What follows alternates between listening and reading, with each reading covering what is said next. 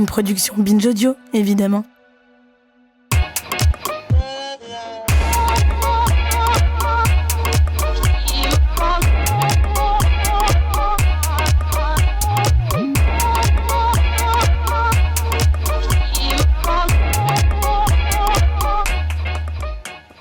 Bonjour Rokhaya. Bonjour Grace. Bienvenue dans ce nouvel épisode de Kiffe ta race, le podcast qui saute à pieds joints dans les questions raciales. Comme vous le savez, on parle ici sans complexe d'arabes, d'asiatiques, de roms, de noirs, de blancs. Et dans l'épisode d'aujourd'hui, nous allons nous pencher sur l'articulation entre la race et la classe sociale. Ce sont deux réalités qui sont rarement pensées ensemble et souvent exclusives l'une de l'autre. En France, nous sommes familières avec le rejet total de la race et plutôt enclines à le remplacer par le clivage de la classe. Comme si le racisme était l'apanage des pauvres, comme si l'ignorance donnait seule naissance au mépris culturel, comme si l'éducation était l'unique outil pour réduire à néant les mécanismes de domination raciale.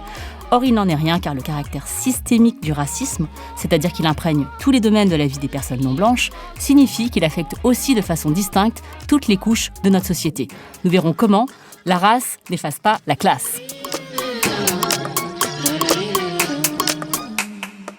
Et pour en parler, nous avons invité Isabelle Bonny-Clavry pour partager son expertise et son point de vue. Isabelle, tu es... déjà bonjour. Bonjour Rokhaya, bonjour Grace. Merci d'être parmi nous. Oui, ça me fait plaisir. Alors, tu es réalisatrice, scénariste et autrice, notamment du livre Trop noir pour être française, qui est paru aux éditions Taillandier en 2017, et le film éponyme, documentaire qui a été diffusé sur Arte en 2015. C'est bien ça. Oui. Jusqu'ici, tout va bien. Dans Kiffe ta race, pour commencer, on aime bien se situer, parce qu'on va parler de questions raciales, et du coup, on demande à nos invités si elles se situent, comment ça se situe. Par exemple, Rokhaya est perçue comme une femme noire, et moi, je suis perçue comme une femme asiatique. Est-ce que toi, Isabelle, c'est quelque chose qui t'a traversé ? Oui, bien sûr, puisque c'est le regard qu'on te renvoie et l'identité première qu'on te donne. Donc, je suis perçue comme une femme noire. Je me sens être une femme noire et bien évidemment, je ne peux pas être réduite uniquement au fait d'être une femme noire. Et donc, mon identité embrasse aussi plein d'autres éléments. Dont on va parler. Et est-ce qu'il y a eu un moment dans ta vie qui t'a fait réaliser que cette perception était celle-ci ? Je pense notamment à une anecdote que tu relates dans ton travail, cette crèche de primaire à Paris. Est-ce que tu peux nous la raconter ? J'étais enfant, j'étais dans une école catholique et donc chaque année, en fin d'année, il y avait la crèche vivante. Et donc moi j'avais envie d'être Marie, quoi. Je voulais être la star du show. Normal. Voilà, tant qu'à faire. Et on m'a dit non, toi tu vas faire Balthazar, le roi mage venu d'Afrique, puisque il n'y a pas d'autres élèves noirs. Et je l'ai très mal vécu parce que je ne voyais pas pourquoi, en tant que fille, je devais aller jouer un rôle de garçon. Et c'est la première fois où j'ai compris qu'effectivement, ma couleur de peau primait sur les autres, mes autres facteurs d'identité. Et du coup, on va commencer directement pour explorer justement cette identité complexe que tu défends dans ton travail. Donc Isabelle, tu n'es pas immigrée, ni fille d'immigrés, tu es née française, de parents français, et tu fais partie de ce que les instituts démographiques appellent la population majoritaire. Et pourtant, en tout cas sur le papier, et pourtant, cette question « d'où viens-tu ? Mais comment se fait-il que tu n'aies pas d'accent ?» sont des phrases qu'on t'a souvent servies, la plupart du temps sans mauvaise intention, évidemment, entre guillemets, Mais dans ton travail, Trop noir pour être française, tu mets le doigt sur un impensé. Il y a des Français majoritaires, Français même de souche, puisque c'est l'appellation raciste qui a été composée par l'extrême droite française avant de devenir un peu plus mainstream. Eh bien, il y a des Français majoritaires qui sont noirs. Et comment tu vis cet aspect de l'identité française ? C'est vrai que c'est quelque chose qu'on a du mal à percevoir, notamment toutes les personnes métisses, mais aussi toutes les personnes ultramarines qui, effectivement, peuvent être considérés comme des Français de souche, mais qui sont toujours renvoyés à une extranéité du fait de leur couleur de peau.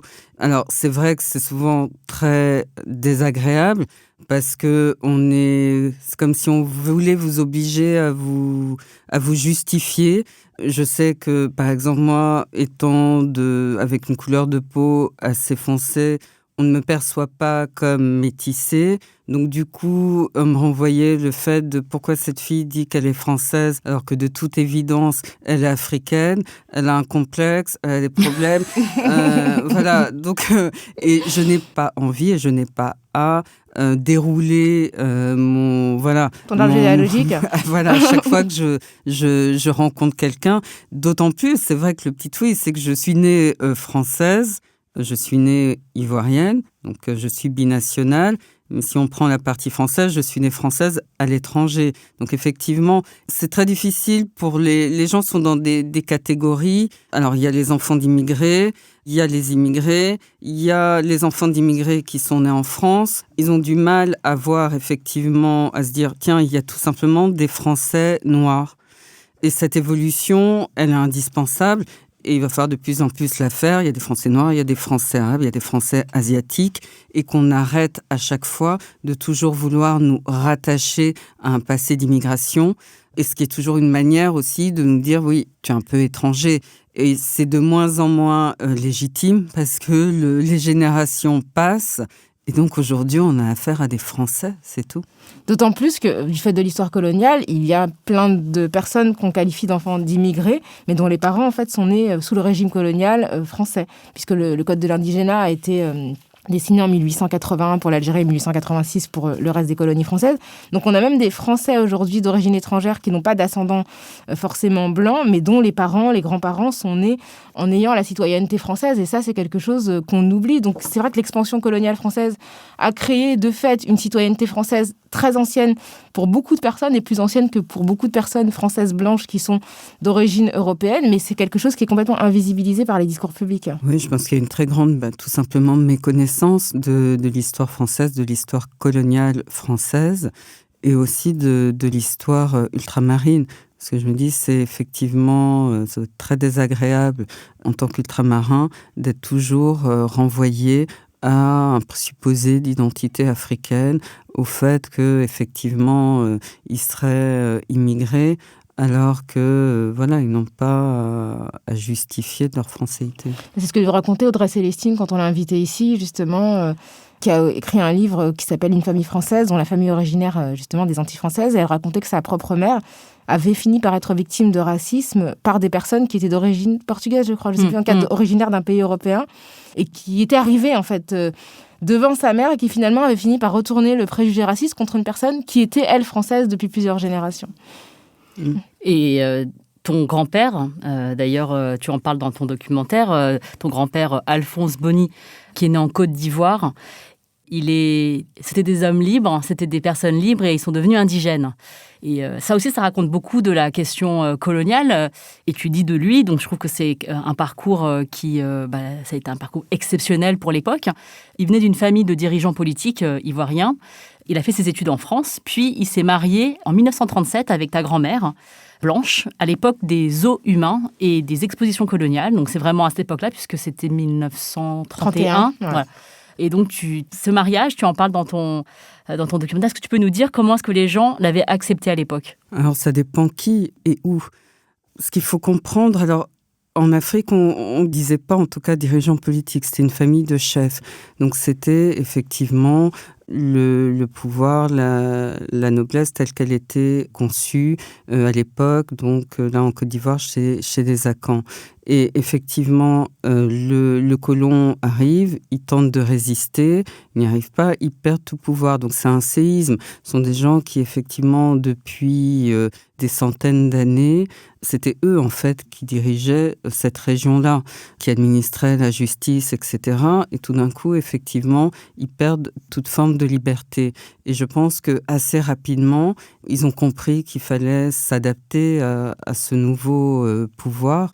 Et ils ont eu effectivement cette idée, ce courage de rassembler leurs économies et d'envoyer un des leurs à leurs frais étudier en France, avec cette idée qu'il fallait à la fois comprendre la culture de l'envahisseur et aussi arriver à conquérir du pouvoir selon les nouvelles règles du jeu pour ensuite revenir et protéger la famille, le clan, voilà.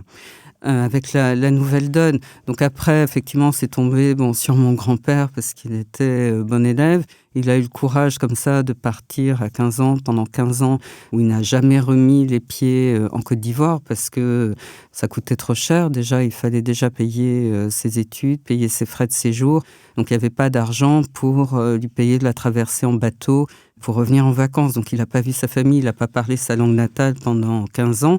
Et de façon très logique, oui, quand il a épousé une fille du cru, donc une Française blanche, qui, elle, de son côté, a eu l'indépendance d'esprit, le courage, de suivre l'inclinaison de son cœur et d'épouser un homme noir contre sa famille, qui a fini par l'accepter.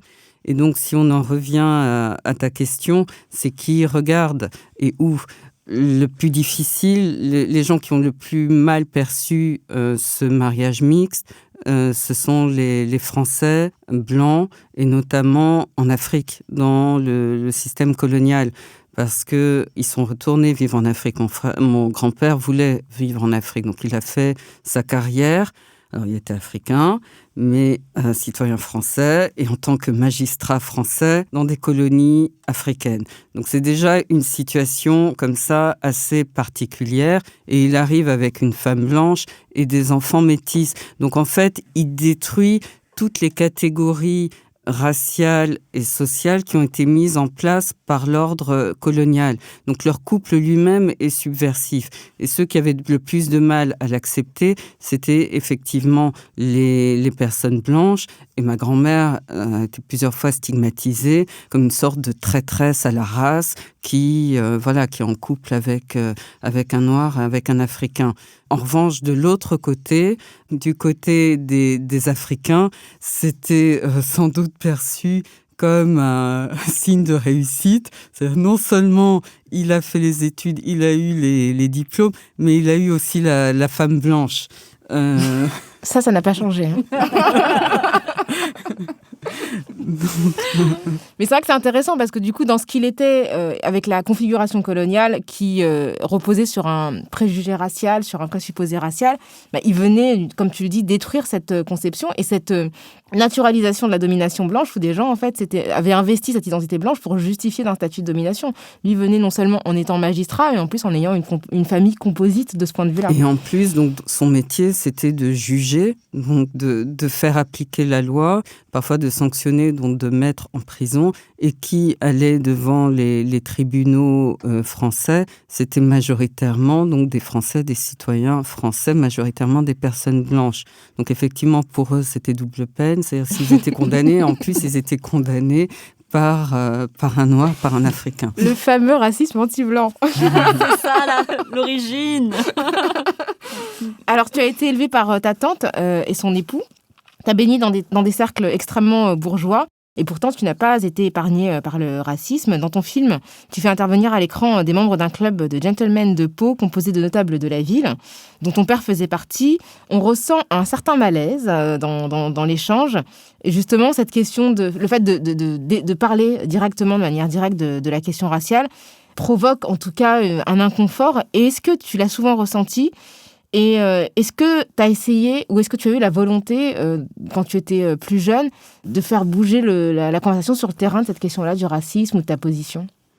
Ce n'était pas un sujet, et je pense que moi-même, j'étais en élaboration de mon identité, donc je n'avais pas les outils à l'époque pour penser ma place, et aussi cette articulation classe-race.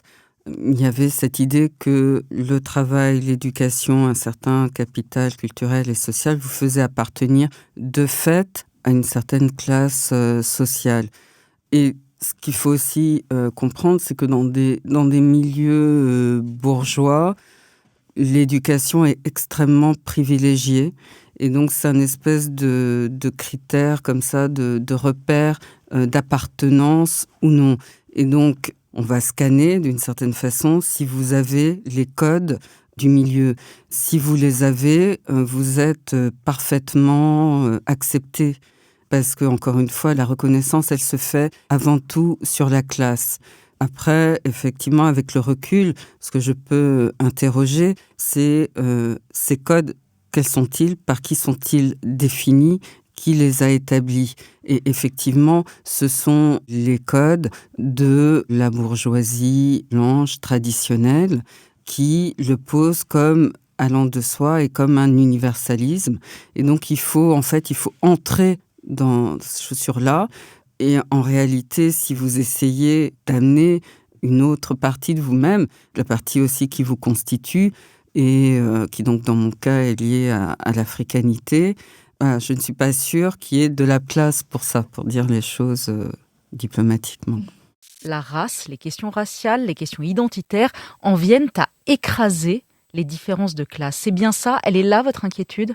Oui, notre inquiétude, oui, c'est exactement ça. Ça résume bien une partie du propos du livre. Moi, je réagirais pour prolonger l'intervention de Gérard Noiriel sur le fait que je suis enseignant.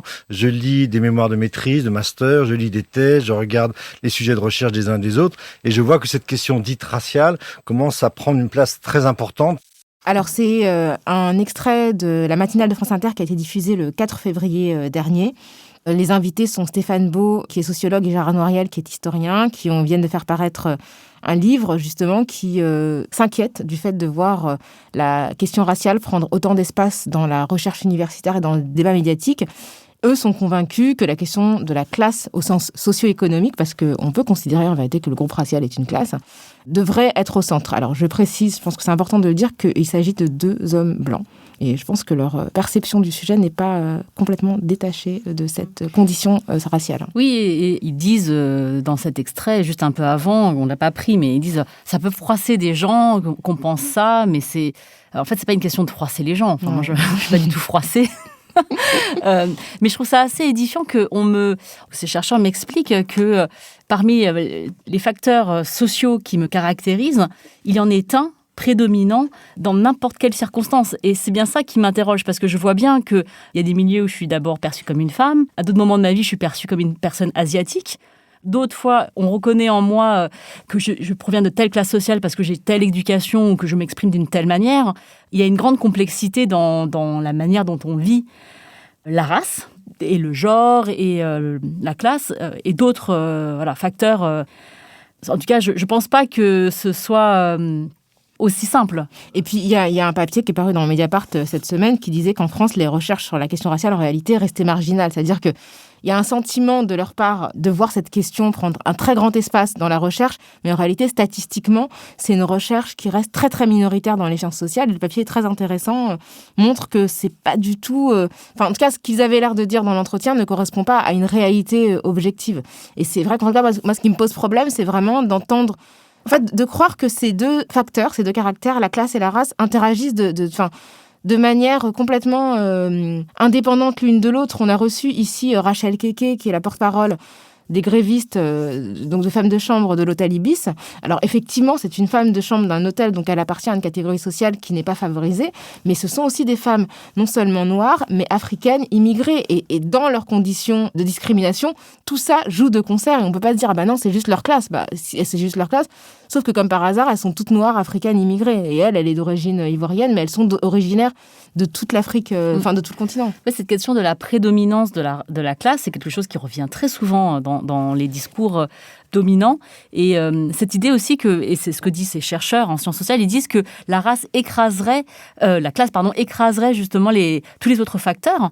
Et quand je regarde ton parcours, Isabelle, et ce que tu nous expliques, on voit bien que la race interagit différemment avec les autres facteurs qui te caractérisent. Par exemple, tu dis « je vis d'autres formes d'assignation, c'est subtil ». Quand j'amène mes enfants au foot, je suis leur mère. Au conservatoire de musique, on me prend pour leur nounou.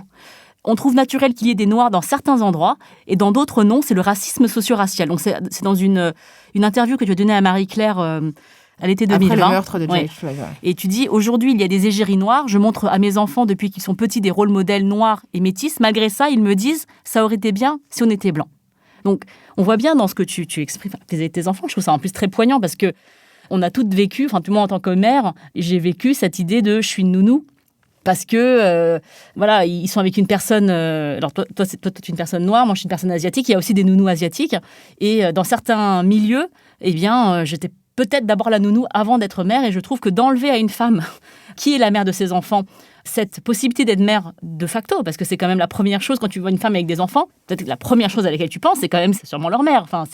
Ensuite, il y a d'autres choses qui rentrent en compte, mais le fait que ce ne soit pas la première réaction, ça m'interroge. Et toi, comment tu vis justement ces débats sur le fait que... C'est-à-dire, la question est vaste, la polémique entre chercheurs, elle touche à beaucoup de ramifications. L'exemple que tu donnes sur le fait, effectivement, qu'en tant que personne racisée, on peut être perçu comme la nounou de nos enfants, montre bien que la race a un effet de classe immédiat et, pour être plus précis, un effet de déclassement social. Donc la race, d'emblée, le fait d'être racisé, d'emblée dans le regard des personnes qui ne le sont pas, te déclasse socialement et t'assigne à la catégorie, on va dire, des dominés. Mais pourquoi ? Parce que la notion de race, elle s'établit quand les Espagnols et les Portugais colonisent les empires amérindiens en Amérique du Sud. Et à ce moment-là, ils font une différence. Effectivement, nous les Blancs, eux les Indiens. Les Indiens sont assignés à être serviles, à être une population servile qui va permettre donc aux colons européens d'exploiter les richesses. Et après, il y a toute la polémique, la controverse de Valladolid, où finalement l'Église catholique reconnaît une âme aux Indiens. Et on se dit, bon, donc c'est on ne peut en plus... 1551. Voilà. Donc on ne peut plus faire d'eux des esclaves, donc on va se tourner vers les Africains. Mais on voit bien que cette délimitation, cette démarcation raciale, elle se fait dans le but de pouvoir, sans problème de conscience, assigner une partie de l'humanité à un rôle servile d'esclaves, de travailleurs, sans aucun droit.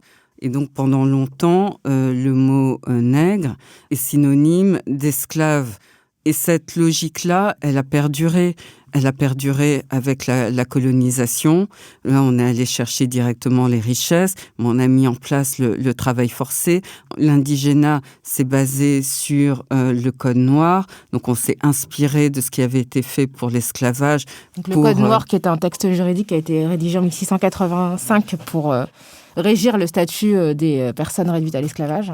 Et donc, on voit bien qu'il y a une filiation. Et donc, il y a cette idée qu'on assigne à une partie de la population un statut inférieur, dominé, et on le fait sur une base qui est celle de la couleur de peau. Et donc, les conséquences aujourd'hui, c'est que quand vous n'êtes pas blanc, de façon assez spontanée, on vous met dans une position dominée. Et à l'inverse, le fait d'être blanc vous confère partout dans le monde, c'est quand même à noter, c'est que c'est universel.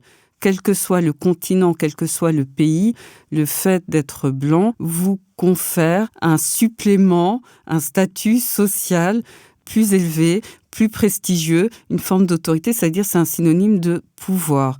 Et donc, je pense que c'est extrêmement important d'en être conscient et de comprendre que, effectivement, la race fait classe. Et surtout que, en fait, indépendamment de notre statut économique, la réalité, c'est que l'apparence raciale conditionne une forme de traitement qui n'a finalement pas nécessairement grand-chose à voir avec le capital économique qu'on puisse détenir. Et je pense que par rapport au racisme anti-asiatique, le statut économique porte vraiment à confusion. Les gens ont du mal à reconnaître qu'il existe du racisme anti-asiatique parce que dans leur esprit, les Chinois sont riches. Donc ça, c'est un autre cliché, mais moi, on m'a souvent dit « Oui, mais regarde la Chine, maintenant, vous allez être première puissance mondiale. Donc, il n'y a pas de racisme. » C'était comme s'il y avait une corrélation complètement directe entre « Alors, vous êtes puissant, donc il n'y a pas de racisme. » Pourtant, quand il y a des bus de touristes chinois qui arrivent dans Paris, bon, plus aujourd'hui évidemment, mais qui arrivaient dans des cercles comme les Galeries Lafayette, ou pour une expérience shopping inestimable, des personnes qui achètent des sacs, par exemple, que moi je pourrais jamais m'offrir par dizaines, mais En termes de capital économique, ce sont des gens qui ont sûrement, qui en ont, voilà. Et pourtant, ça ne les épargne pas de mépris culturel, de remarques, de microagressions, et même de mauvais traitements, parce qu'il y a des personnes qui ont été maltraitées en tant que clients dans ces temples du luxe. Donc c'est détaché en fait de la race et la classe, et ça n'a pas du tout, ça ne protège pas le fait d'avoir de l'argent, hélas. Ça ne protège pas du racisme. Si ça devait être le cas, ça serait... Je veux dire, évidemment, on ne subit pas et on ne souffre pas de la même façon selon le capital économique et culturel qu'on a. Donc voilà, il faut aussi être honnête sur ça.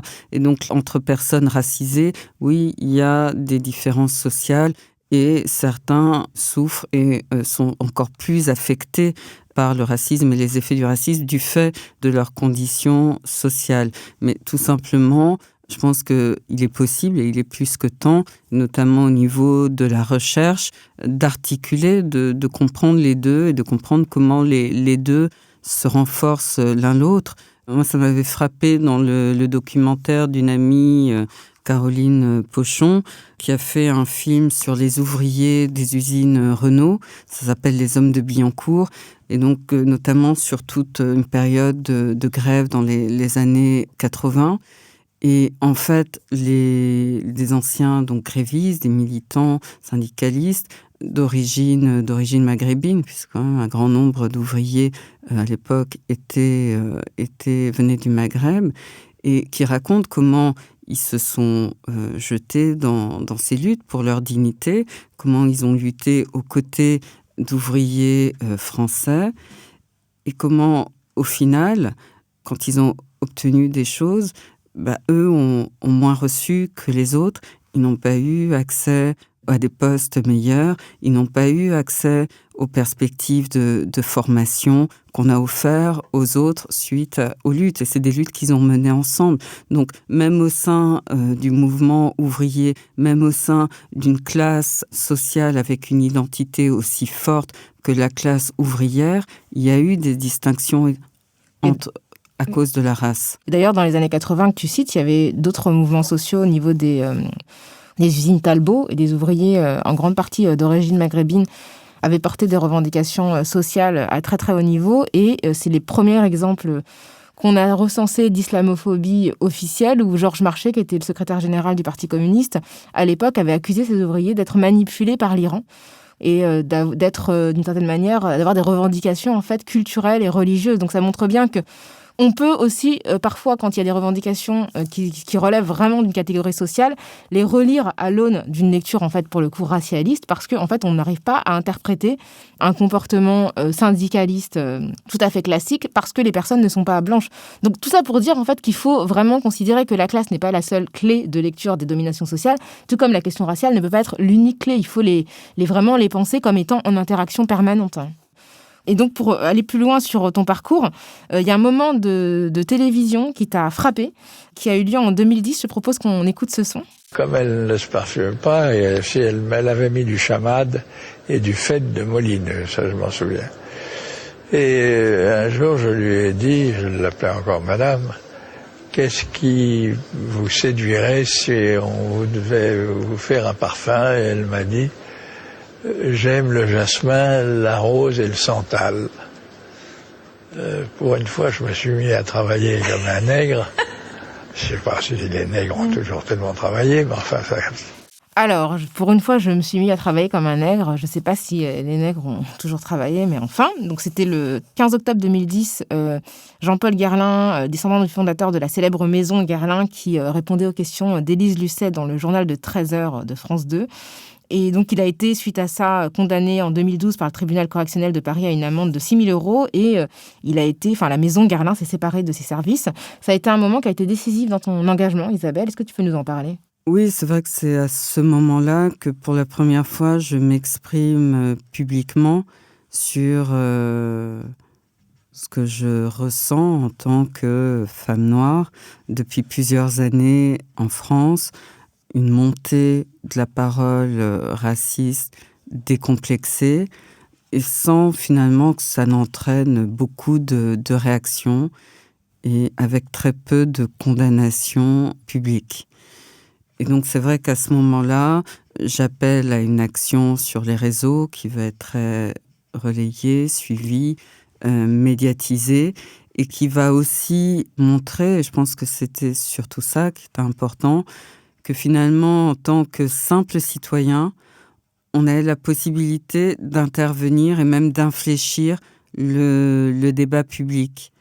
Et c'est vrai que je pense que ça a été, très modestement, mais ça a été un moment fondateur où les gens, les personnes racisées notamment, ont compris qu'en France, elles pouvaient s'emparer des réseaux pour mener une action antiraciste et que ça pouvait avoir de l'effet. Et donc après, c'est un mode opératoire qui ensuite a été repris et puis maintenant qui est amplifié avec toutes les plateformes comme change.org, etc. Et donc c'était important pour moi individuellement, et je pense que ça l'a été aussi pour beaucoup d'autres personnes, de pouvoir reprendre du pouvoir sur nous-mêmes et se dire qu'on n'avait pas à subir nécessairement ce qui est dans les médias, et qu'on a cette capacité, effectivement, de pouvoir agir, réagir et changer la donne. Parce que même si on a la bonne éducation, le bon code postal, les bons diplômes, il n'empêche que ce qui se passe à la télévision et dans l'espace public qui nous entoure tous et toutes, on est affecté par ce qui se dit et par les idées qui sont véhiculées. Et il y a deux problèmes. Il y a non seulement le fait de proférer sur une chaîne nationale à une heure de grande écoute ce genre de propos. Donc ça a été condamné pour injure raciale, donc ça a été considéré par la justice française comme une injure. Il y a aussi la réaction, ce que tu dis dans l'absence de réaction médiatique, ça en dit autant que déjà le rire de la journaliste, quand Jean-Paul Guerlain dit ce qu'il dit, ça fait presque aussi mal finalement que ce qui est dit. Donc ensuite, cette personne, Élise Lucet, la journaliste, s'est défendue en disant qu'elle n'avait pas entendu les propos de cet homme-là. Il y a des journalistes qui se sont exprimés sur la question. Alors il y avait notamment 2 journalistes noirs, donc Harry Roselmack et Audrey Pulvar. Qui avait fait une chronique à ce sujet sur France Inter. Magnifique. Très belle chronique. Et c'est quand même assez terrible. Et c'est quand même assez terrible que ce soit des personnes noires qui doivent... il n'y a que des personnes noires, en tout cas, qui ont immédiatement réagi à cette polémique. Alors moi, j'ai juste un souvenir, parce que j'étais allée aux mobilisations. Donc, il y avait des mobilisations. On s'était vu à l'époque avec Isabelle tous les samedis devant la boutique Guerlain, ce qui a commencé à les inquiéter parce que ça a duré très longtemps et on s'approchait des fêtes. Et à chaque fois que des touristes passaient, mais qu'est-ce qui se passe? Et on leur racontait, ils étaient horrifiés. Et moi, je me souviens que j'ai vu Cyril Hanouna venir à une des manifs au tout début. Donc, il y a quand même quelques personnalités qui ne sont pas forcément exprimées, mais qui sont venus aux mobilisations. Et je voudrais aussi dire donc, ce qui nous intéresse, donc, c'est les réactions au racisme et leur justification. Donc, Monsieur Guerlain a quand même dit « J'ai voulu faire rigoler la journaliste ». Pour sa défense, il a dit « J'ai voulu la faire rigoler ». Elle a rigolé. Et il dit donc « Je présente toutes mes excuses à la communauté noire pour cette imbécilité ». Et encore une fois, on enlève le racisme. Quand on dit imbécilité, on parle d'ignorance. On dit j'ai fait un truc, c'était vraiment un dérapage. C'était une mauvaise blague en fait. Et il dit évidemment je suis tout sauf raciste, racontant ses premières rencontres avec les Noirs américains qui, à la Libération, m'ont fait découvrir le chewing-gum et le Coca-Cola. Donc ça c'est dans Huffington Post. C'est quand même assez terrible à chaque fois. Donc il y a le racisme et ensuite il y a la négation du racisme. Et il faut vivre avec, en fait, pour les personnes qui le prennent en pleine face. Alors, en même temps, c'était en 2010. Je pense que les choses ont heureusement évolué depuis. Qu'aujourd'hui, il devient quand même de plus en plus difficile de tenir avec autant d'ingénuité des propos aussi racistes. Les gens commencent quand même à comprendre que effectivement, ce n'est plus toléré et tolérable. Ceux qui le font sciemment avec des visées provocatrices. Et les journalistes aussi sont de plus en plus conscients qu'ils ne peuvent pas laisser passer. Et surtout, grâce notamment au réseau, l'opinion publique ne laisse plus passer. Donc quand même, les choses avancent, les choses progressent, et même si l'extrême droite se renforce, même si le débat est extrêmement clivé, moi ce que je remarque, c'est que aujourd'hui, il devient de plus en plus possible de parler de race dans l'espace public et de pouvoir en parler avec nos propres termes.